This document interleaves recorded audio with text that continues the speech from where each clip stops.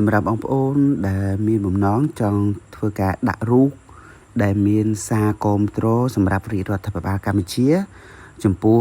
ការដាក់ប្រាសាទតាមាន់ចូលទៅតុលាការអន្តរជាតិ ICC អញ្ចឹងវិធីសាស្ត្រនៃការដាក់បើសិនជាបងប្អូនអត់មាន link ទេអាចមើលវីដេអូនេះបានបាទសូមជម្រាបសួរក៏ដូចជាសួស្តីបងប្អូនទាំងអស់គ្នា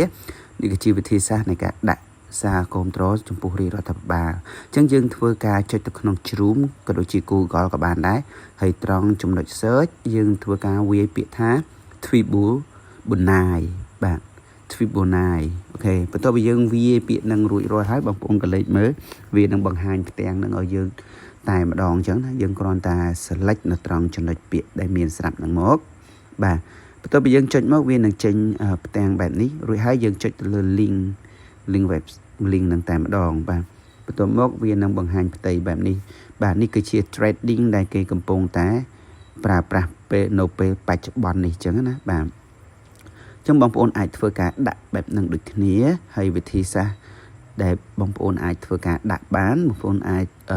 គេ select នៅត្រង់ចំណុចខាងលើណាបងប្អូនណាបាទនៅត្រង់ចំណុចខាងលើហ្នឹងគឺមានរូបសញ្ញា search បាទអញ្ចឹងចាំខ្ញុំនឹងដាក់បង្ហាញឲ្យបងប្អូនមើល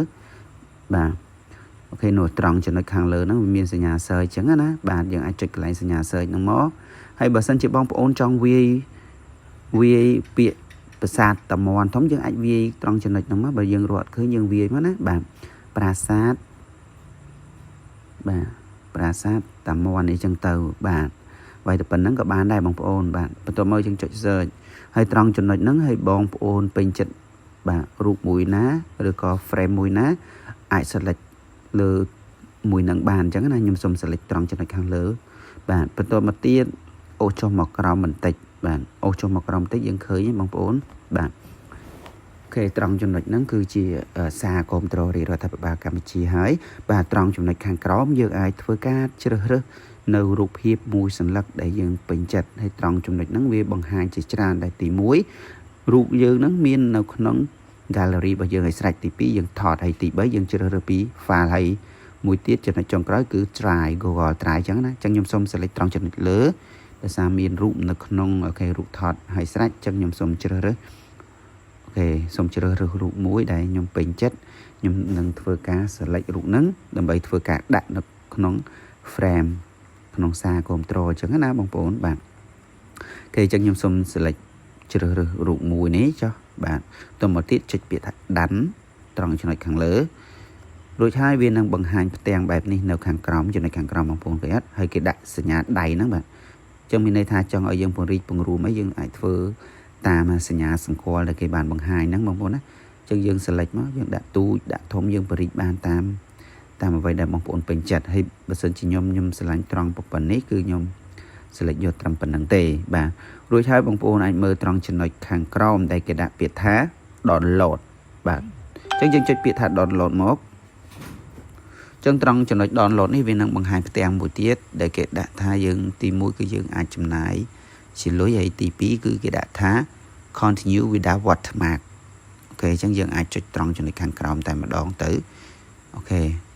វានឹងធ្វើការ download ឲ្យយើងហើយអញ្ចឹងណាបងប្អូនចឹងបន្ទាប់ពីធ្វើការ download រួចរាល់ហើយយើងចុច select មួយទៀតត្រង់ចំណុចនឹងដដែល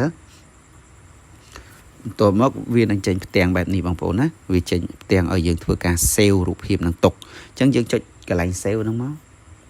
បាទត្រង់ចំណុចនេះវាឲ្យយើងជ្រើសរើសអញ្ចឹងមិនបាច់ជ្រើសរើសច្រើនទេចុច save យកម្ដងទៀតណាបាទបន្ទាប់ពីយើងធ្វើការ save រួចរាល់ហើយយើងអាចធ្វើការបើកនៅរូបនឹងបានបាទអញ្ចឹងយើងចុចបើកមកវានឹងចេញផ្ទាំងបែបនេះហើយត្រង់ចំណុចនេះដែរខ្ញុំចង់បង្ហាញបងប្អូនគឺជាត្រង់ចំណុចដែលយើងអាចធ្វើការ save នៅរូបបាទអញ្ចឹងគេដាក់ត្រង់ចំណុចខាងលើនេះគឺ open in download បាទយើងចុចត្រង់ចំណុច open ពេលដែលយើង download នឹងមករួចហើយវានឹងចេញផ្ទាំងបែបនេះគឺជាសារគាំទ្រដែលយើងពេញចិត្តបានជ្រើសរើសពីមុនមកអញ្ចឹងណាបាទសម្រាប់វីដេអូនេះគឺសម្រាប់ការដាក់សារគាំទ្រក៏មានត្រឹមតែប៉ុណ្្នឹងទេហើយបើសិនជាបងប្អូនពេញចិត្តកុំភ្លេចចុច subscribe like ហើយនិង share ម្នាក់មួយផងដើម្បីទទួលបានវីដេអូថ្មីៗជារៀងរាល់ថ្ងៃ